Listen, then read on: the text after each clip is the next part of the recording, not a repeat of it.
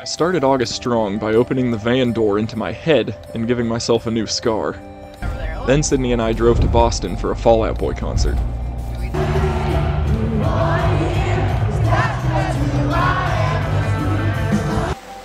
After that, we had planned on going to Martha's Vineyard, but we decided that sounded pretty difficult and expensive, so we spent a couple days relaxing in parks and at beaches in Cape Cod instead. Are you happy we pulled the audible today? Very happy. After that, we made our way up to New Hampshire, where we hung out with Justin and Aunt for a couple days and got some top-tier ice cream. Then I had to fly back to Wilmington for some surprise work training, which was a bummer, but I did try to make the most of my time while I was there. Good. Then I flew back up to rendezvous with Sydney and Justin at Justin's hometown at the tippy top of Maine.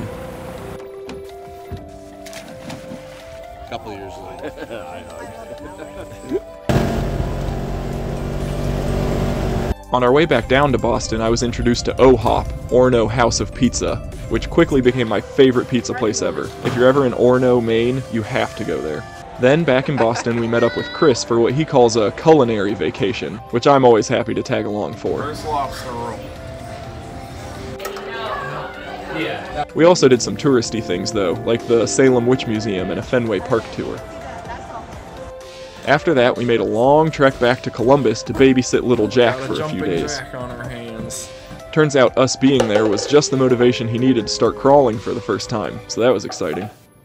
On our way out of Columbus, we met up with Zach for some disc golf. Then we had some downtime for a few days, so we took the opportunity to visit Aunt Lori's lake house again. Michael, let me see your laugh.